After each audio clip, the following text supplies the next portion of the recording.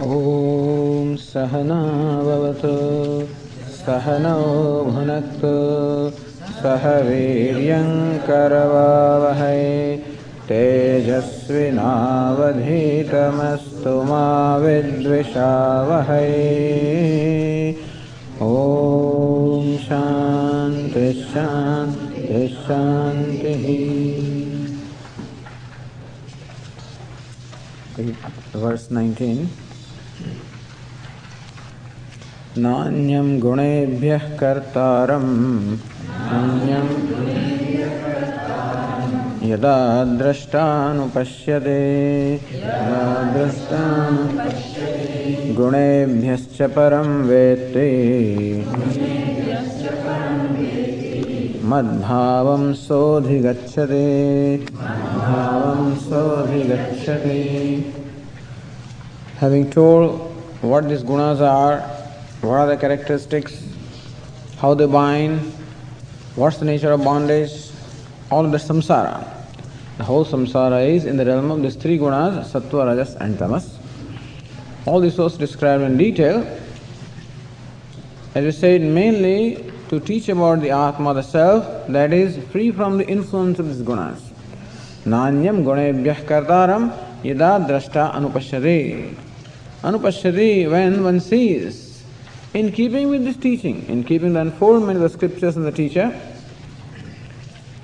that kartaram, that which performs all the actions is gunebhya anyamna, is none other than these gunas, sattva, rajas and tamas, which make up our whole personality. As we said, there are these two aspects within ourselves, the person and the personality. The spirit and the matter, Purush and Prakriti. So Prakriti, or the personality, or the matter is described here as these three gunas, Sattva, Rajas, Tamas. Sometimes they are described as the three bodies, the gross, subtle and causal. Sometimes it is described the five koshas, Annamaya, Pranamaya, Manomaya, Vijnanamaya, Anandamaya. There are different ways of describing this personality. Basically, idea is to do viveka, discrimination between the self and the non-self. And that discrimination is necessary because the non-self is taken to be the self. What I am not is taken to be I. And that is called aviveka, that is called non-discrimination. It is also called moha, it's called delusion, adhyasa, superimposition. So this projection or superimposition of superimposing the idea of I-ness which is not upon that which is not I, meaning taking a self that which is not self, this personality is the cause of all these sadness as we seen earlier. How it creates number of complexes and that those complexes alone are called samsara. So one of the important complex that is created is kartrutvam, I am a doer. That's the complex created by identification with this personality. Bhoktrutvam, I am the bhokta, I am the experiencer, I am the enjoyer. That's another complex that is created on account of identification with personality. The idea is that kartrutvam, the doership, bhoktrutvam, enjoyership, both of these belong to the personality. All of these belongs to the mind, intellect, sense complex. So, eyes perceive the colors and forms, the ears perceive the sounds, and thus each organ of perception perceives its respective objects. Mind feels, mind thinks, mind remembers, mind does, mind acts, mind knows, mind asserts. So, manaha, buddhihi, chittam, ahankara. The emo feeling also is in mind. Buddhihi, thinking, knowing also is in mind. Chittam, remembering, deliberation also is in mind. Ahankara, the sense of I-ness, the assertion, that also is in mind. All of these are the nature of the mind. But taking the mind to be myself then creates the complex. That I am the doer, I am the thinker, I am the rememberer, I am the experiencer. All these notions or complexes are created, and each of these complexes is a source of unhappiness. When I am the doer, when this kartrutvam, the doership is there, then also it's a potential source of pain, emotional pain.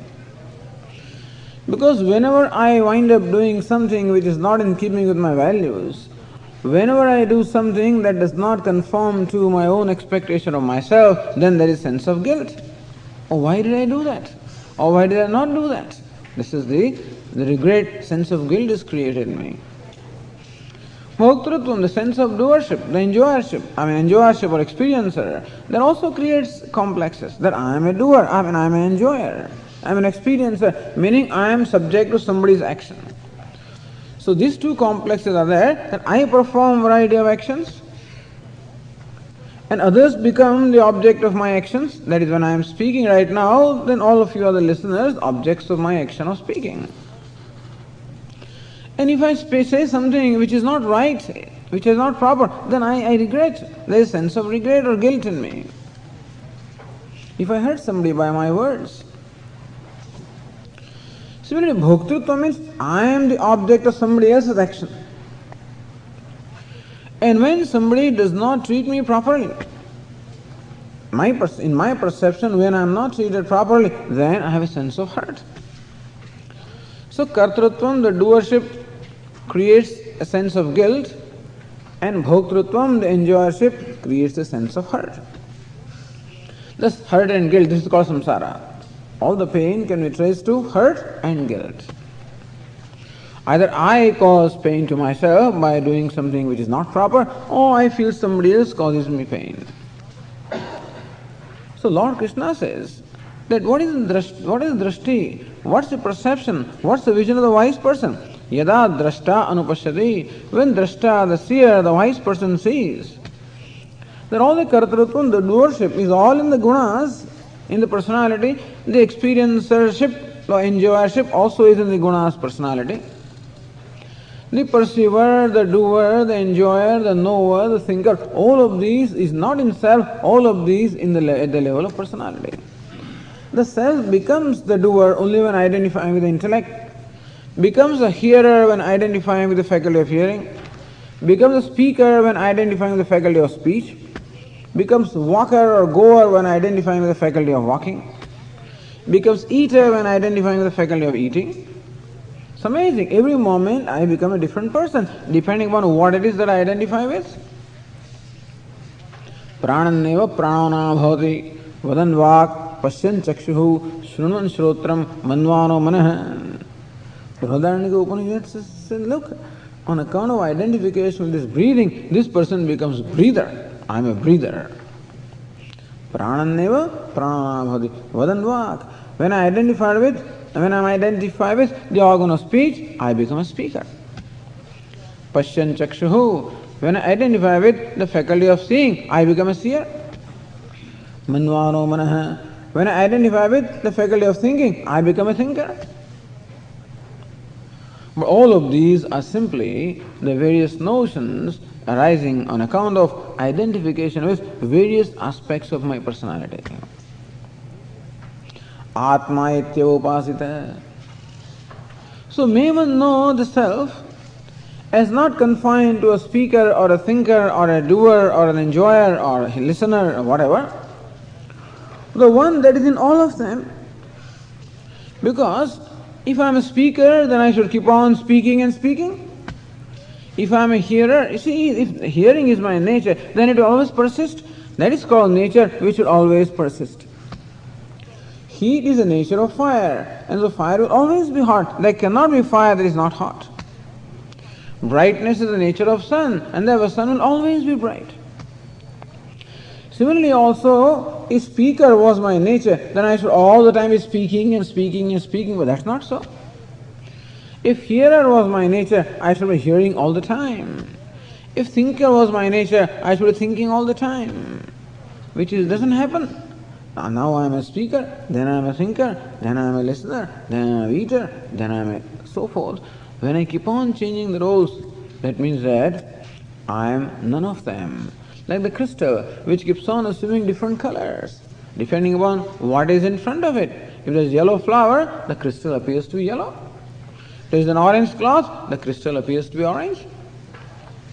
So when we find that the crystal now appears yellow, then appears orange, then appears red, then appears blue, then appears so forth, then we know that this crystal cannot be any one of these colors, because had it been red, it could not become yellow. If red was the color, so the cloth is orange. Put any kind of flower, it doesn't change the color because that is its color. Or the flower is yellow, put any object beside it, then nothing happens to that color because yellow is inherent color of this flower. But look at what happens to crystal. Place yellow flower in front of it, becomes yellow. Place orange cloth, becomes orange. So that which keeps on thus changing its nature, we can clearly see that neither yellow, nor orange, nor blue, none of this is the color of the crystal.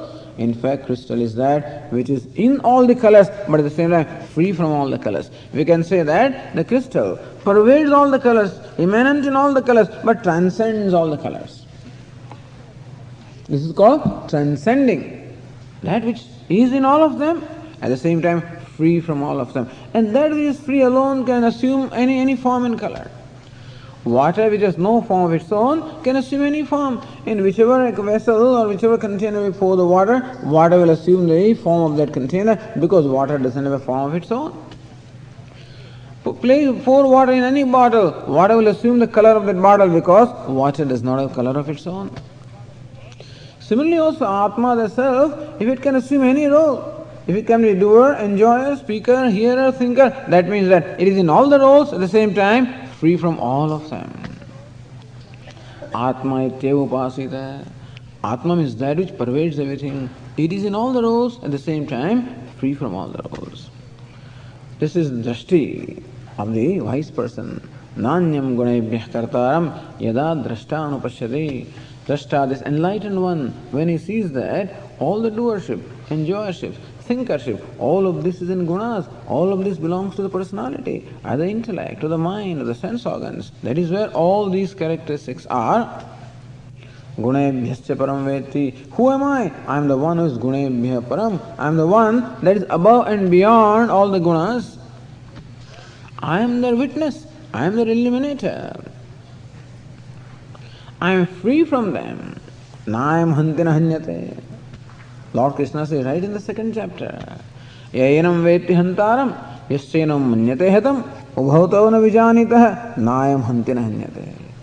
If someone says that I am a killer, someone else says that I am being killed, none of them knows because Atma, the self, neither kills nor is being killed. It neither acts nor becomes an object of action. Gunebhyascha param veti. Thus when one recognizes oneself as that which is beyond the gunas, transcending the gunas, witness of the gunas, illuminator of the gunas. Madbhavam sodhigacchati. Lord Krishna says, he attains my nature, he becomes one with me.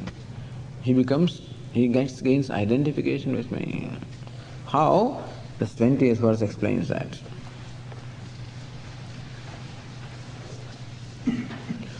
गुणानेतानतीत्यत्रीन् देहि देहसमुद्भवान्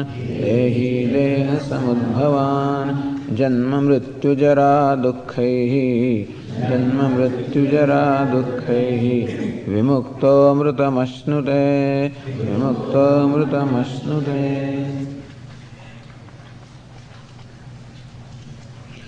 Gunan etan atitya trin, etan trin gunan atitya. Having transcended these three gunas, not transcending, this is. See, understand that transcending is not doing something. When you say that the wise man transcends the three gunas, it's not that he has to do anything. Because Atma is already transcendental. Transcendental is one that is free from the effects, like the crystal, transcends all the colors. That appears to be possessed of all the colors, at the same time that which is free from the influence of all the colors. When something is colored, an object, then it becomes limited because it is only orange and nothing else.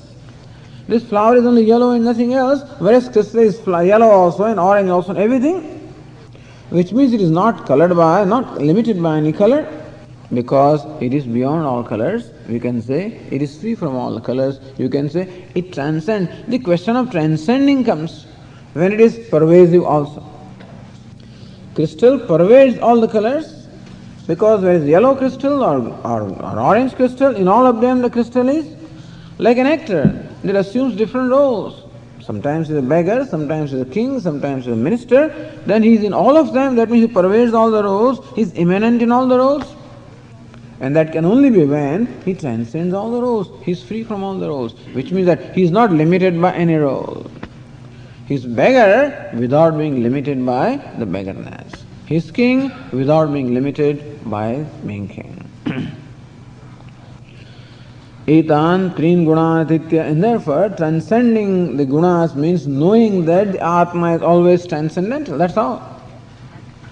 The self is always transcendental. Self is always it's a substratum.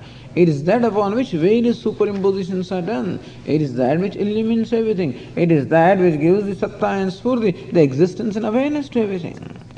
It is asti bhati priyam, which is very substratum for every name and form. And that's what I am. Then, janma mrityu jara dukkhahi vimuktaha. This wise person becomes free from janma mrityu jara dukkha. Janma means birth, mrityu means death, jara means old age, dukkha means pain. Pain means emotional pain. The physical pain is a matter of prarabdha. Even a wise person also may have to go through physical pain. Physical pain because the body follows the laws of nature, and therefore the body goes to janma, mrityu, jara, dukkha. Janma, the birth, belongs to the body. Mrityu also belongs to the body. Jara, the old age, also belongs to the body. Dukkha, pain also belongs to the body. All the phenomena keep on taking place. But today you know what is happening?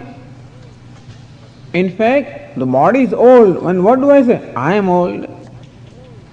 The body is in pain. What do I say? I am in pain. The body is dying. What do I say? I am dying. I celebrate my birthday. My birthday. In fact, it's the birthday of the body. And so, because of identification of the body, all these complexes arise. And I suffer from that. If by declaring that I am an old person, it doesn't matter to me, it's fine. But no, every time I look at some young person, then I feel, I'm old, I'm already gone. No chance, over the hill.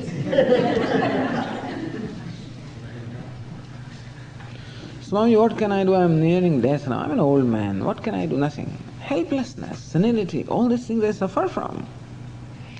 I suffer from a sense of helplessness. So identification of the body creates in me these complexes. I am young, I am old, I am healthy, I am unhealthy, I am tall, I am short, I am man, I am woman. Each of these complexes is a source of pain. Because I am a man, also a source of pain, because I am nothing other than that. And I am woman, also a source of pain. Tall, also a source of pain. Short, also a source of pain, and so forth. If you are too tall, then the short fellows always make fun of you. If you are short, then tall people make fun of you. People make fun of you regardless of what you are. If you have a lot of hair, then also they make fun of you. Don't have, then also they always make fun of you.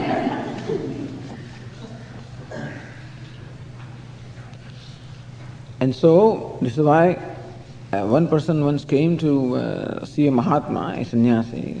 He was upset. He had come from a long distance, he was traveling in train in India, and he had come to meet this Mahatma. He was upset. So then Mahatma asked him, he says, what's the matter? You seem upset. He says, yes, Swamiji. I was hurt, I'm insulted, I was humiliated. So what happened? I was traveling in the train, yeah? And when I entered the compartment, then this one person he occupied the whole berth. There are some people who occupy the whole berth. Instead of sitting, you are supposed to sit there, but he was just lying down. And it was such a crowded train, there was no room to sit. And then I requested him, can I sit there near his feet, He did not give me room. I just managed to sit there somehow. And that fellow kept on, he kept on pushing me and kicking me. How can you do that? He says, no, first of all, the sadhu asked him, where were you sitting? Hey, I was sitting on this bench, on this berth. Where? Near the feet of this person. And he kept on kicking me. He says, where were you sitting? I was sitting on this bench. He says, no, what was sitting on that bench? What do you mean, what? I was sitting there. What was sitting there? Well, this body was sitting there. Yes. Where were you sitting? In the body. What was kicked? The body was kicked. And what do we say? I am kicked. What was humiliated? The body was humiliated. What do we say? I am humiliated. You feel humiliated because you are sitting where? You are sitting in the body. If you are sitting not in the body, then you would not have been humiliated. Then you would have seen that this body that is being treated in a certain way. So all these insults, we will see later on how a wise person is free from all of them because he is free from this identification, that's all. So this is called viveka, the discrimination between the drashta and drishya, druk and drishya. In the 2 week course, druk drishya viveka, discrimination between the seer and the seen. Very simple. The seer is always different from the seen. That verse will come, so we'll discuss it that time. But when one thus recognizes one's true identity, that I am not these gunas, they are, in Swami's language, they are my embellishments. There is a value addition on me. That I have a personality, it's a value addition. That is a body, it's a value addition. Sometimes they call it luxury. For a wise person, the body is a luxury. So this is called spiritual growth. What is called the progress, as Swamiji explains, what is called material progress is to convert the luxuries into necessities. What is called progress in the material sense is to convert luxuries into necessities. So what was a luxury at some point, I got used to it. Now I cannot do without air conditioner was a luxury. In the beginning I felt so good. A time came when I could not do without it. It became a necessity. Now wherever I go elsewhere without air conditioner, I'm just uncomfortable. So a refrigerator was a luxury at some point in time. Nobody in America would know that refrigerator is a luxury, but in India it was a luxury. The refrigerator came. Now it's so convenient. Formerly milk used to get curdled because sometimes you forget to warm up the milk at night and it is left overnight, and morning you want to make your tea and instead of milk there is curd there. Or the cat will come at night and then find its her way somehow into these into the drawers, somehow into the now we have a refrigerator. The milk is always it never gets curdled. The cat cannot enter. Cats know even how to open refrigerator in India. In India, cats even know how to open refrigerator doors. That's why they have now locks on these doors also. Except that people lose the keys of refrigerator, then they also come in. But when it came, it was a great luxury. We can now preserve the fruits, vegetables, everything can be preserved for a length of time. Just in a short time, it became a necessity. So this is called progress. There is a material progress. What is spiritual progress? To convert necessities into luxuries. Just the reverse. To such an extent that the body also becomes a luxury. It's an embellishment, it's an ornament, it's a privilege. That how wonderful it is that there is a body. How wonderful it is that there is mind. How wonderful that I breathe. How wonderful that I see. I hear. So all of these is just nothing but luxury. When does it happen? When I do not identify with it. Etan trin guna ditya janma mrityu jara dukkha vimuktaha. He becomes free from all this pain arising from birth and death and old age and disease. It's always mukta. The self is always free. It's not that he became free. There is now a recognition that I was always free.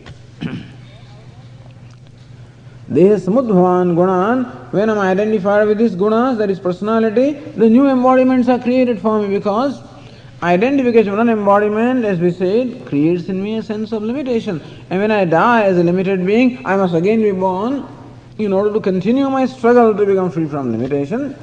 So it is the identification of the three gunas, the personality, that brings about further embodiments. He becomes free from further embodiments also, amritamasnute, and he attains immortality. Even while being here, he becomes jivan muktaha, that is, he becomes liberated, even while living. Atma is always liberated. Now identifying with the Atma, I become liberated even while living. Understand that nothing has happened. Only recognition is there. Recognition of the reality about myself, that's all. One doesn't have to do anything to transcend. When we hear the word transcending, then we shiver with the idea how to transcend the things. How to transcend the mind, and so you struggle inside with transcending. Transcending need not be a phenomenon, it's a recognition of the fact that I am already transcendental. And that recognition takes place in my transcending the mind, that's all. Atma is already transcending the mind. You don't have to do something to transcend the mind. I am already transcendental. But that recognition takes place in the mind. So Vedantis are not very keen on a transcending mind, etc., or in Samadhi. In fact, they would like a mind that is a seeing mind rather than a mind that is absorbed or absence of mind. So, very often meditation means a state of thoughtlessness, but not Vedantic meditation. Vedantic meditation is a state of recognition. That is why always is Viveka, the discrimination. What we want is a discriminating mind which can see this fact. The mind itself sees that the truth of myself is consciousness. That which eliminates the thoughts. This is how Amrutamasnute. The one who is immortal becomes immortal. Vimuktasya vimuchyate. The one who is already vimukta, the free, becomes free. That is, he recognizes that he is free. So understand, it's a matter of recognition, not experiencing something, but recognizing something. A mind which enjoys the tranquility is helpful to recognize this, that is true. We do require a mind that enjoys the tranquility or leisure or the silence to recognize this fact. But it is not that I have to transcend the mind or something, because I am already transcendental. I have to recognize that I am always transcendental. Anyway, when Lord Krishna said this, that gave a scope to Arjuna to ask a question. Arjuna asks a question similar to the one that he asked in the second chapter, in the last 18 verses. So in the verse 54, Arjuna asks this question, the second chapter of Sthita Prajna. A similar question he asks here in the 14th chapter, in the verse 21, says Arjuna. Arjuna uvacha kairlingai strin gunanetan atito bhavati prabho किमाचारः कथं चैतान् त्रीन् गुणानति वर्तते. Arjuna asked this question because in the last two verses the Lord Krishna said, has a very seed for the question. Sometimes you make a statement, you answer a question, but then it raises another question. So Lord Krishna said, he described how the wise man becomes immortal. So now Arjuna is enthused. Hey, wise man becomes immortal. I want to become wise. How do I become wise? The one way is please describe to me a wise person so that I can become like him. I can emulate. So what is the lakshana, or what is something which is characteristic of the wise person? That which is effortless for him or her is something that I can cultivate as a value. And therefore, Arjuna says, Kaihi lingaihi trin gunanetan atito bhavati prabho. O Prabho, Prabhutvat mrityu dukkham bhagavatayo nivaraniyam. Arjuna addresses Lord as Prabhu. Prabhu means samartha, one is powerful. Lord is powerful, of course, all power. He is the power of creation, sustenance, resolution. So you have the power to remove the pain of the devotees. So I am your devotee, Prabhu, please remove my pain by revealing this to me. Hey Prabhu, Kaihi lingahi, by what linga? By what signs? Linga means chinha. So by what signs, by what characteristics? Etan gunan atito bhavati. By what signs or chinha or can we recognize a person who has transcended the three gunas? He wants to have a description. So by what are those characteristics? What are the signs? What are the marks by which we can recognize or by which one becomes a person transcending the three gunas? So in short, what is the characteristic or lakshana of the person who has transcended the three gunas, or the wise person? Kimachara. How does he conduct himself? That's very important. Kimachara. What is the achara? Achara means conduct. How does he conduct himself? This wisdom that he has gained, how does that wisdom reflect itself in his conduct, into his day-to-day conduct, into the way he responds to situations, the way he interacts with the world? So, how does he do that? Kimachara katham cha etan trin gunanati vartate. And Lord, please tell me, how does one transcend these three gunas? What's the method? What's the upaya? Or what's the means of transcending these three gunas? Arjuna asks three questions. Number one, what are the signs by which we can recognize a person who has transcended the gunas, means who is a wise person? What are the lakshana? What are the characteristics? Number two, how does he or she conduct himself or herself in this world? And number three, how does one attain that state of transcending the three gunas? What's the means of the upaya? And Lord Krishna now proceeds to answer these questions. As we said, this question was asked, Sthita prajnasya ka bhasha, samadhistasya keshava, sthita dihi kim prabhasheta, kim asita, vrajeta kim. Similar question was asked. Sthita prajnasya ka bhasha. What is the bhasha? What is the characteristic? How does it describe sthita prajna, a mind of abiding wisdom? Sthita dihi kim prabhasheta. How does he talk? Kim asita. How does he sit? Vrajeta kim. How does he walk? Not how does he sit, meaning in what asana he sits, that's not the question. How does he sit when he is with himself?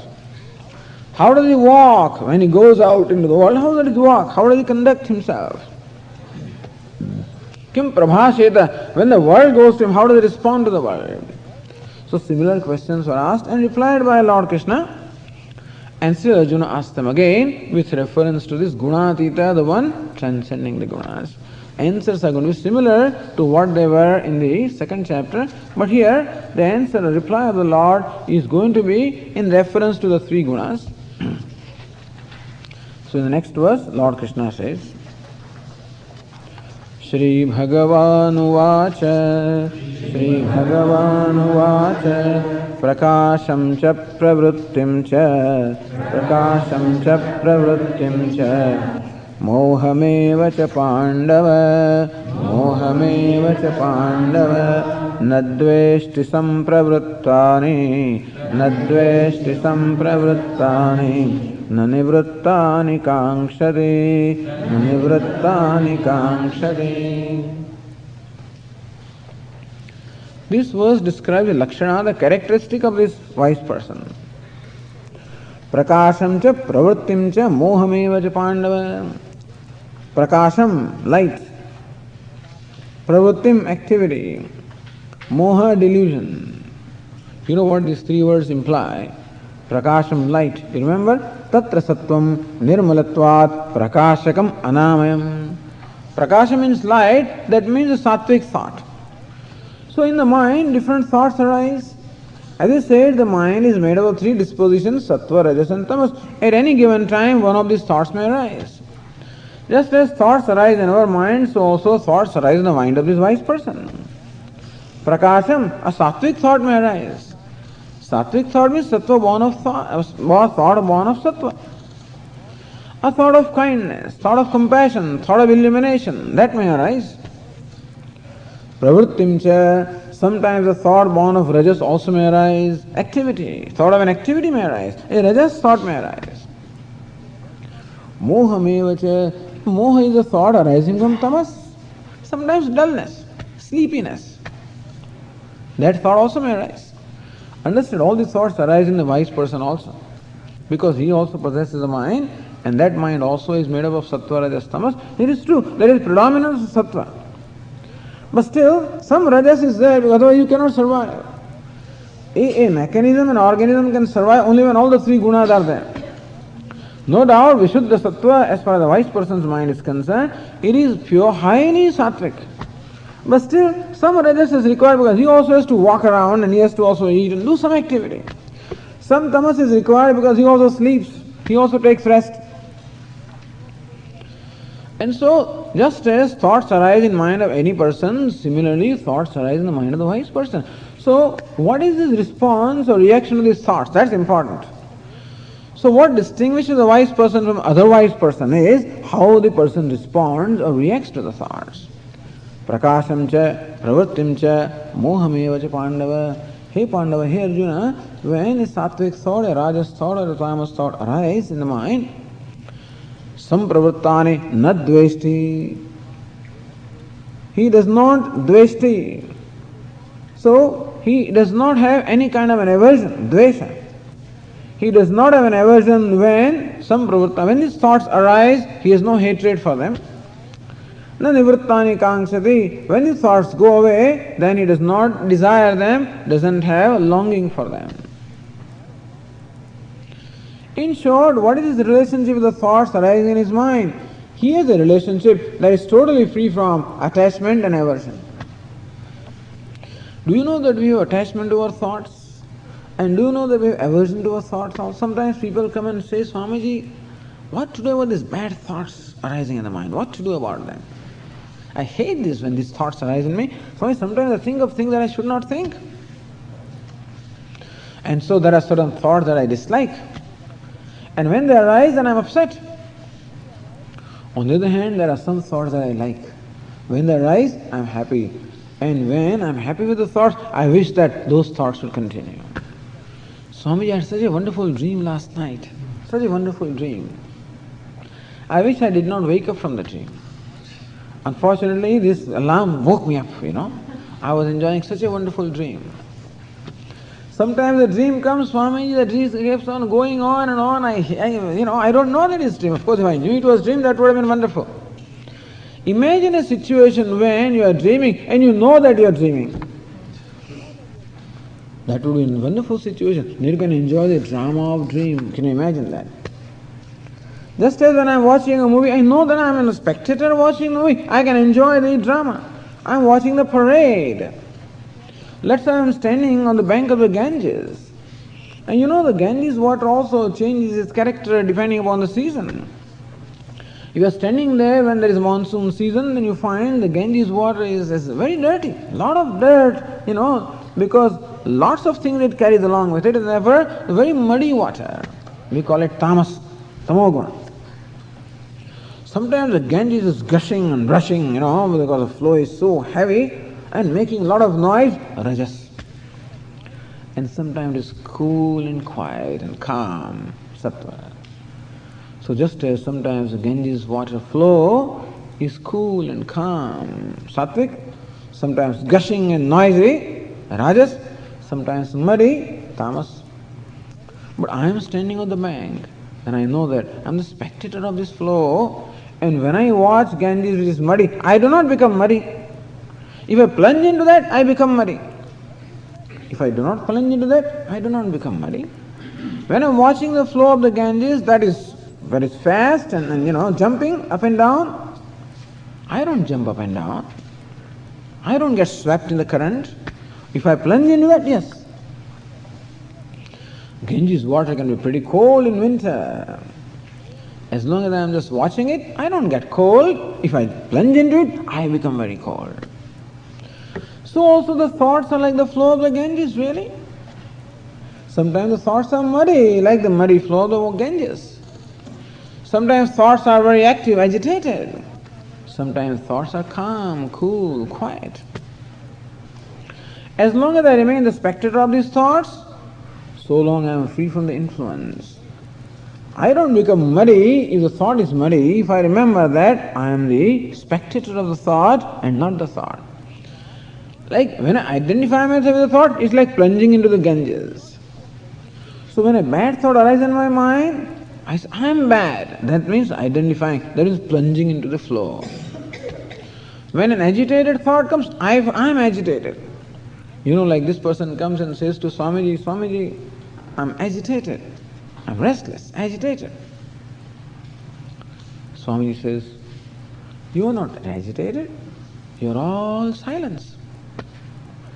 Swamiji, I am agitated. I am restless. Again Swamiji says, no, more Swami-like. You are all silence. But Swami, no, from Swamiji he came to Swami. But Swami, I am telling you, I am agitated. Swami, you are all silence. And the fellow got so agitated.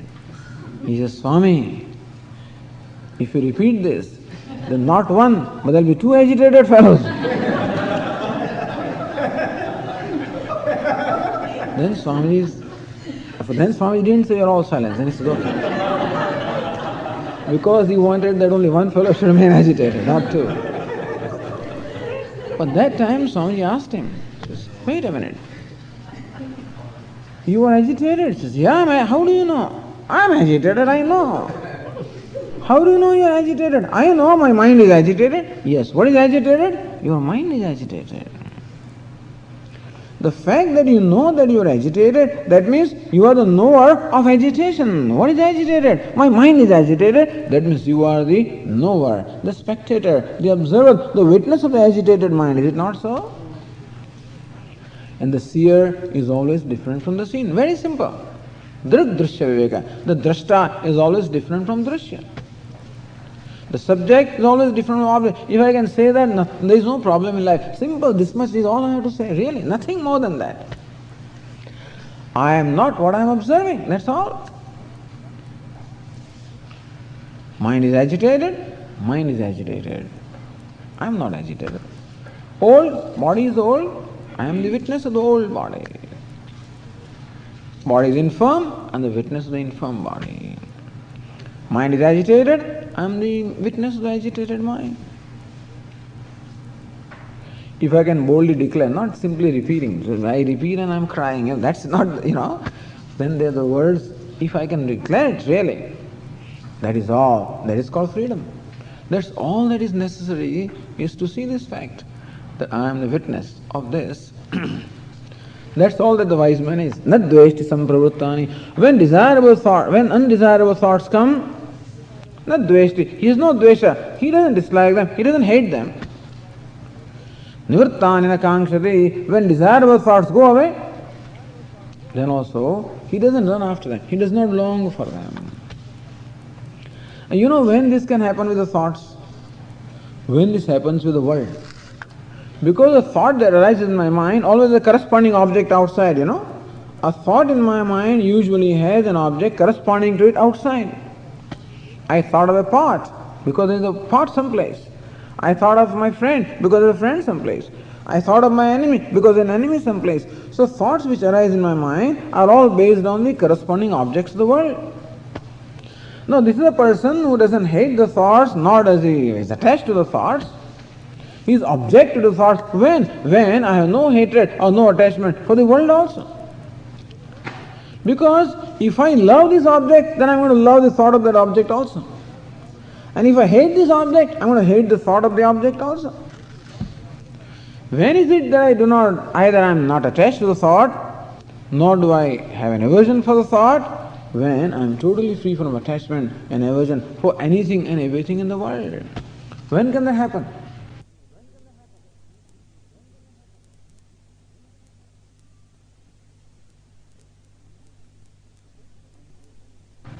And requested. This messenger brought the message that Gandhiji has said that, Maharshi, right now the freedom struggle is going on, please do something about it. Please, participate in some way. So Ramana Maharshi says, well, ask Gandhiji this question. When you're watching a movie, and suppose there is a fire in that movie, would he call a fire engine? He says, no, because there is fire in the movie. Similarly also, for a wise person, the whole world, let us understand the reality of the world. What is it? Mithya. That world also is an appearance. What appears is nothing but God, but all of this is nothing but appearance. All of this is one Lord alone, as we are told that He is the maker and the material, and this manifestation of one God alone. He alone manifests in all the forms, and therefore the friend also is Him, the villain also is Him, the foe also is Him, the good also is Him, the bad also is Him. Suppose I recognize Him in all these forms. Suppose I recognize the crystal, does it matter in which color the crystal appears? If I recognize the crystal as colorless, doesn't matter in which color it appears. If I recognize my favorite actor, if I am wise with reference to the actor, doesn't matter in which role he comes. Comes as a beggar, fine. Comes as a king, then also is fine. So also one who recognizes the same self in all of them, doesn't matter in what form it comes. Therefore, one becomes free from attachment and aversion only when one is able to appreciate the one in many. This sama, that which obtains equal in all the inequalities, in all the disparities, that which obtains equal, which means Brahman, it is God. So one who appreciates that and appreciates that as one's own self, then there is total freedom from attachment and aversion. And this we have said earlier. The way to become free from attachment and aversion is to shift the focus of attention. Whenever I relate with merely outer form, there is going to be attachment or aversion. There cannot but be an attachment or aversion. Because either I will like the form or I will dislike it. There is a chemistry. I have a certain chemistry, other person has a chemistry. And because of the chemistry, either I like it, you call it chemistry, you call it karma, whatever you want to call it. Either I like or dislike. As long as one form relates to another form, there is always going to be either attachment or aversion. Something will happen.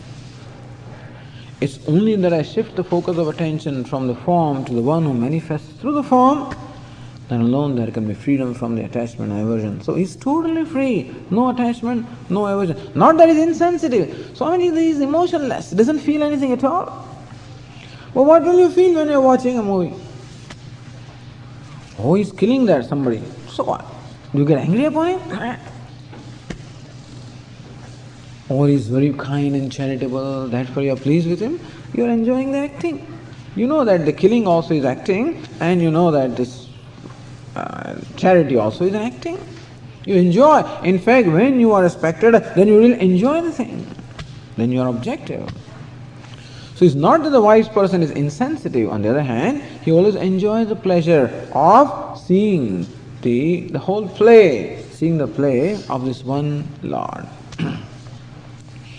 And therefore, as far as thoughts are concerned also, it's totally free from dvesha and akanksha, free from longing, free from aversion. And therefore, in the next verse we are told, Udasīna vadāsīnaha, Udasīna vadāsīnaha, Gunairyo na vichalyate, Gunairyo na vichalyate, Guna vartanta ityeva, Guna vartanta ityeva, Yo vatisthati nangate, Yo vatisthati nangate. So, what is his attitude? What is the approach towards these thoughts that are taking place? Or let's say a parade of events is going on. Either you can say a parade of thoughts is going on in my mind, or a parade of events is going on outside me, and I am in either way a spectator of this parade. What kind of a spectator? Udasīna asīnaha. Remaining like the one who is unconcerned. Udasīnaha. Udasīnaha means one who does not take any side. It's called udasīnaha. Unconcerned means not he's careless or he's indifferent. But udasīna means one who does not take any side. One who doesn't brand anything as right, wrong, good, bad, mine, yours. No such branding at all. This is udasīna. Ud asīnaha. Asīnaha means seated. Ud means above. Udasīna, one who is seated above. Not physically above. What is meant by above here is, in the text called Vedanta Sara, there is a nice simile given here, very, very beautiful example given there. That while I am walking in a forest, number of trees are there of different kinds. When I am walking in the forest, what do I observe? I observe the characteristic of every tree. Hey, this is a mango tree, this is a banyan tree, this is a neem tree, this is a birch tree, whatever. I can see all the differences which are there in the trees. I see the differences when I am walking at that level. Suppose I happen to ride in an aeroplane, let us say. I go up in the sky, maybe 5 miles above. in an aeroplane, and then observe that same forest from there, can I tell this is a mango tree? This is a banyan tree? This is a neem tree? Can I say that? No. What do I see? I see the whole forest. You know what I see from there? I do not see the individuality of the trees. I do not see what we call the characteristic of individual trees. What do I see? I see the forest. I see the treeness. I see that which is common to all the trees, which is called the treeness. In fact, that is called forest. Forest means a group of trees, collection of trees, but the treeness. So that's called rising above. Rising above means rising above all the differences, and being able to appreciate that which is non-different. Similarly also, what is meant by rising above? Udasinaha. As long as I am seated on the ground, as long as walking on the ground means what? As long as I am identified with this body. That is equivalent to walking on the ground in the forest. Then all that really appears to me is all the differences only. Because I identify myself with one body, then if I look upon others also as only bodies. I am identified with one personality, and therefore to me everybody also is that only, and that's why personality is equated to self. And therefore all I see is nothing but the differences. When I rise above, what is meant by rising above? You don't have to go out into the air, but become free from the identification with this personality. When I become free from identification with one personality, I appreciate that which is free from identification with all the personalities. That's udasina. And then when I appreciate the world, when I look at my thoughts, look at the world, look at the events, I appreciate that it's nothing but the play of that one. Gunairyo na vichalyate, and therefore na vichalyate, is not disturbed, is not perturbed by these gunas. So this world is nothing but gunas. What we perceive are the three gunas, the play of the gunas. There are all different costumes. So one Lord or one God or Brahman wears the costumes of the three gunas and comes before me in all these different roles, including this role also.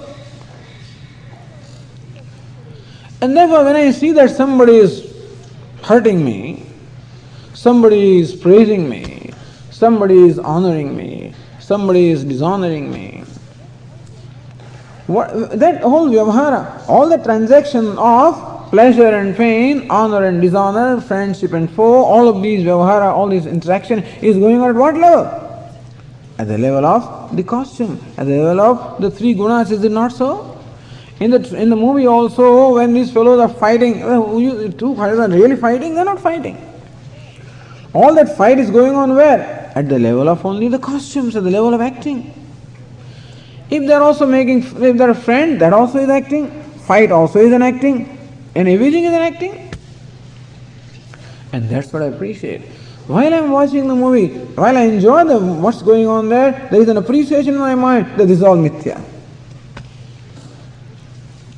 And similarly also the wise person appreciates all the interaction, all the transaction is going on between one packet of guna and the other packet of guna. And what's the role of the self? Is a witness of it all. Guna vartanta ityeva. It is gunas that in fact they alone act. Is one packet of gunas acting with another packet of gunas, which is called friend or foe, honor or dishonor, censure or praise. All of this is at the level of gunas. And he knows that's all at the level of guna. Therefore, since he is not identified with guna, na vichalyate, he does not get deviated at all, he does not get disturbed from his abidance and knowledge that I am udasinaham, that I am the one that is witness of the gunas, transcending the gunas. From that knowledge, he is not in any way deviated, because he appreciates that this is all the play among the gunas. Guna vartante ityeva yav atishtati, he remains firmly rooted in his own nature, in the knowledge. Ningate, he does not swerve from his knowledge, does not swerve from abidance from his nature, from his own self. So these are the characteristics of this wise person. And with this knowledge, with this wisdom, how does he interact with the world? Kima achara? What is achara? What is his conduct? Does he conduct himself in whichever way he likes? So Lord Krishna describes the conduct of this person in the next two verses. Samadukha-sukha-swastha, Samadukha-sukha-swastha, Samaloshta-ashma-kanchana, Samaloshta-ashma-kanchana, Tulya-priya-priyo dhīraha, Tulya-priya-priyo dhīraha, Tulya-nindā-atma-samstutihi, Tulya-nindā-atma-samstutihi, Māna-pamanayos-tulyaha, Māna-pamanayos-tulyaha, Tulyo mitrāri-pakshayoh, Tulyo mitrāri-pakshayoh, Sarvārambha-parityāgi, Sarvārambha-parityāgi, Guṇātītassa uchyate, Guṇātītassa uchyate. Avatishthati na ingate, he remains firmly abiding in his own nature, does not get disturbed or distracted by the happenings of the world, because he appreciates that all the happenings are a play among the gunas. So one packet of the gunas, sattva, rajas, tamas, interacting with another packet of the gunas, and that's the play. That's what we call the vyavahara. And therefore, he is swastha. Swastha. The one who abides in swa. Swa means the self. Stha. Sve. Swasmin tishtati. Swastha. One who abides in one's own self is called swastha. Normally we say swastha means is healthy or something, feeling comfortable. Here swastha means one who abides in his own self. Samadukha sukha. And therefore, he is equal to pleasure and pain. But pleasure and pain are not from his standpoint. But what normally people would call a pleasurable situation, what would be a painful situation to somebody? In both these situations, we find that he is samaha. He is equipoised. He does not brand the situation as pleasant, doesn't he brand as painful. He knows that there's nothing but a play. As we said, like a play going on in the movie, the play going on in a parade. So he says, the gunas, sattva, rajas, tamas, parade before me as pleasure. They parade before me as pain. And therefore, samaha, he remains abiding in himself. That means we do not find the reaction. Normally we react. When there is pleasure, we react with elation. Pain, we react with depression. So usually a person keeps on reacting with elation and depression. This one is always cool and quiet. He is always equipoised. Samaloshta-ashmaka, not he is insensitive. That means he is not deviated from the ananda that he is. That's what it means. He doesn't get deviated from his own nature, which is fullness. Samaloshta-ashmakanchana is equal to loshta. Loshta means a clod of earth. Ashman, that means a stone. Kanchana means gold. Imagine a clod of earth, a lump of clay, a stone, and gold. He is equal to them all. How can it be equal? Does it mean that he doesn't see the gold as gold? He sees it. But he doesn't assign any value that other persons assign. All these objects I relate to as what? Upadeya or heya upadeya. There are certain objects that I want to acquire because I look upon them as valuable. Some other objects I want to get rid of them because I look upon them as causing me pain or threatening me. So whatever I look upon as valuable, I want to acquire. What is it that I look upon valuable? That which makes me valuable. What is it I consider valuable? That which makes me valuable. Gold is valuable to me. Why? Because it makes me valuable. The clay is not valuable to me because it doesn't make me valuable. So understand that we look upon those things that are valuable which we think will add to my value, that becomes valuable to me. And when I think that something is going to take away something from me, then, or threatens my value, then I want to get rid of it, or I have a dislike for that. So there are things that I get rid of because I think that their being is a threat to me. There are things that I acquire because I think that they can add some value to me. But he knows that he is full. Nothing can add into him, nothing can take away anything from him. Therefore, there is no heya, upadeya, buddhi, something to be acquired, something to be gotten rid of. He is free from that kind of a reaction. He may pick up the gold if necessary. Not that he may not pick up. He may feel that all right, somebody needs it or whatever. But he personally does not look upon them as something to be acquired, something to be gotten rid of. Tulya priya priya. When priya and apriya, priya means agreeable, apriya disagreeable. When he confronts them, tulya, he is equal to them. Which means he does not brand something as agreeable and something else is disagreeable. He doesn't brand them. He knows all of them to be only self and therefore no agreeable, no disagreeable. Agreeability, disagreeability again, on the level of the costume of the gunas, but he appreciates them all as a self. Dhiraha, because it's dhiraha, he is a wise, he is the possessing wisdom. Tulya ninda atma samstutihi. So atma ninda, atma samstutihi. Ninda means censure and stuti means praise. Somebody censures him, fine. Somebody praises him, that's why it's fine. He knows that he is not censured. It's the personality that is being censured. When he is praised, he knows he is not praised also. He is the personality that is being praised. Understand that all this vyavahara goes on at the level of personalities.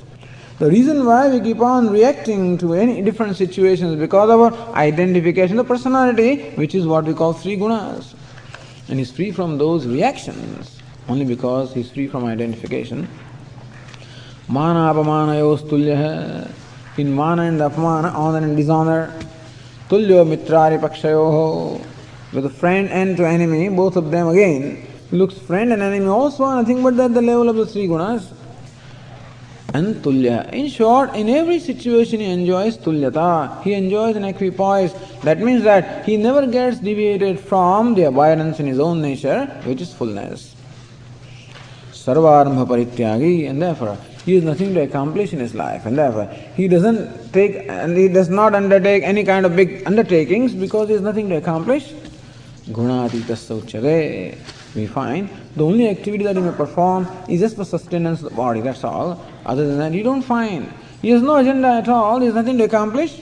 Gunatitasya uchyate. Here Arjuna, this person is called Gunatitaha. He is the one who has transcended the gunas. Meaning one who abides in the self that is beyond the gunas. Then the third question, Lord, how can I become Gunatitaha? What is the upaya? What's the means of becoming Gunatitaha? The next verse, verse 26, answers that. Mam chayo vyabhicharena, mam chayo vyabhicharena, bhakti yogena sevate, bhakti yogena sevate, sagunan samatityaitan, samagunan samatityaitan, brahma bhuyaya kalpate, brahma bhuyaya kalpate. So here Lord Krishna gives upaya, the method of how to gain that wisdom. Mam chaya avyabhicharena bhakti yogena sevate. And he who serves me through the unswerving yoga of devotion, we come to bhakti, devotion.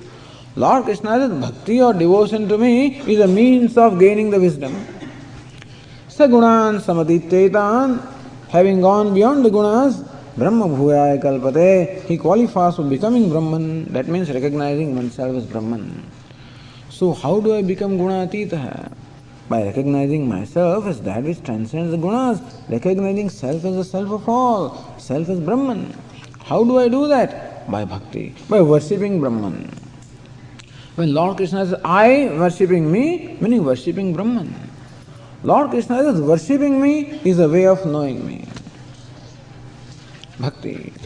And this worship is being described all throughout in Bhagavad Gītā. But one simple verse that we can tell you of the worship, as we have said earlier a number of times, Yatah pravrittir bhutanam yena saramidam tatam swakarmana tamabhyarcha siddhim vindati manavaha. In the 18th chapter, Lord Krishna says that one who appreciates God as pervading everything, and that from which all the activities are. So one who is the very source of all the activities, who is the source of creation, sustenance, and from whom all the activities proceed, and one who is a material cause and therefore one who pervades everything, swakarmana tamabhyarcha, worshipping that Lord. So worshipping which Lord? Worshipping the Lord who is the self of all, worshipping the Lord who pervades everything, worshipping the Lord who is the nature of the intelligence and awareness, and who is the source of all the activities, who is the cause of everything, at the same time source of all the activities, worshipping that Lord by one's actions, one's duties. That here, Arjuna, performing your day-to-day activities, performing your duties in the spirit of worshipping the Lord who is manifest before me in the form of this universe. And therefore, whatever action you perform it as a worship to me.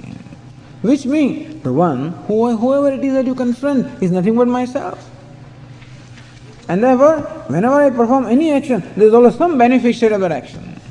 When I vacuum this floor here, there are people who are going to walk or sit here are the beneficiaries. They are the gods. So when I am doing the vacuum, I offer that action to the Lord in the form of those who will use this floor. When I cook the food, I offer that, I perform that as a worship to the Lord who will come before me in the form of those who will enjoy that food. I work as an accountant, I perform that action also as a worship to the Lord, which is there in the form of those who will benefit by this act of accounting. So any little act I perform anywhere, there is always going to be some beneficiary. Somebody will benefit from my action, and that is God. And so, perform all the actions in the spirit of worship to the God who is manifest as everything. And that will slowly enable me to know that God, and ultimately know that God is my own self, and thus that worship becomes a means of the knowledge. And concluding the chapter, in the last verse, Lord Krishna says, why is it so? Why is it that worshipping Him, that one becomes Him? That is being explained in the last verse. ब्रह्मणो हि प्रतिष्ठाहम् अमृतस्याव्ययस्य च शाश्वतस्य च धर्मस्य सुखस्यैकान्तिकस्य च. Lord Krishna says, worshipping me. What do you mean worshipping you? Worshipping this form, is that what you mean, Lord? He says, no. Brahmano hi pratishtha. Understand, Arjuna, I am Brahman. So one who is talking to you, when I refer to the pronoun I am Brahman. What? Brahman of what nature? Avyayasya, amrutasya. The Brahman that is immortal, Brahman that is imperishable, shashvatasya dharmasya, and that which is of the nature of eternal, shashvata, eternal dharma, the eternal order. Sukhasya aikandikasya cha, and the one that is absolute sukha or happiness. Here Arjuna, I am the Lord, who is Amrita, who is immortal, Avyaya, who is indestructible, Shashvata, who is immutable, Dharmasya, who is eternal, and who is Dharma, meaning the very fundamental order, Sukhasya aikandikasya cha, and I am the one that is absolute fullness, absolute happiness. So worshipping me, understand Arjuna, that I alone am. Whatever it is nothing but manifestation of Lord such as that. The Lord who is Amrit immortal, the Lord who is imperishable, Lord who is the eternal order, the Lord who is its fullness and wholeness, that Lord alone is manifest as whatever there is. And therefore, try to see me, that's called worship. Try to see me in everything that you encounter. And worshipping meaning, serve me. Whenever you do something, perform that action as an offering to me in that form. And thus, think of me all the time. Worship here also means all the time thinking of the Lord, contemplating upon Him. And thus contemplating in every form. Whenever I encounter any form, I contemplate how that Brahman is in this form. How the form is made of the three gunas, and how the one that presides over three gunas is the same Amrita, Avyaya, Shashvata Dharma. Same Lord or Narayana or Brahman. Since I am there and since I alone am everything, therefore Arjuna, whatever you do is done for me. And therefore, do everything in that spirit of worship. Ultimately, you will know me as your own self, and thus you will also be able to transcend the three gunas, that is your personality. And you will gain an abiding knowledge. That is how you become Jivan Muktaha, liberated even while living. So thus, Lord Krishna concludes the 14th chapter here. It's called the Gunatraya Vibhaga Yoga. Let us read the last Sankalpa Vakya here. Om Tat Sad, Iti Śrīmad Bhagavad Gītāsu, Upanishadsu, Brahma Vidyayam, योगशास्त्रे श्रीकृष्णार्जुनसंवादे गुणत्रयविभागयोगो नाम चतुर्दशोऽध्यायः।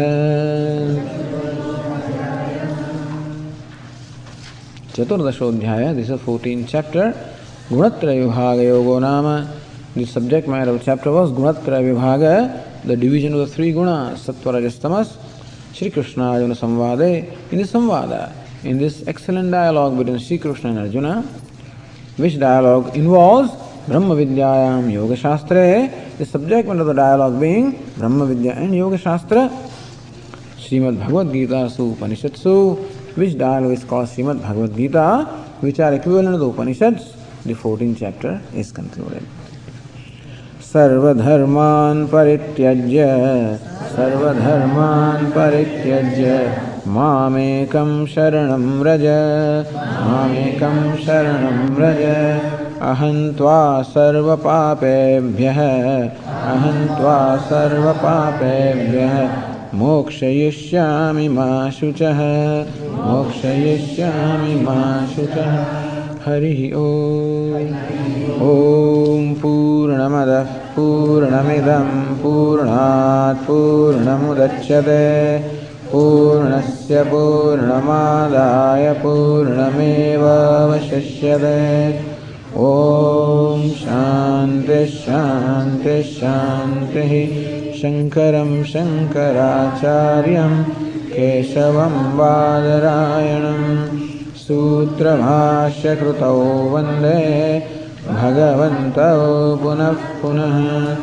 Ishvaro Gururatmeti Veda Vibhagine Vyomavad Vyapta Dehaya Dakshinamurtaye Namaha. Om Shanti Shanti Shanti. Hari Om. Shri Gurubhyo Namaha. Hari Om.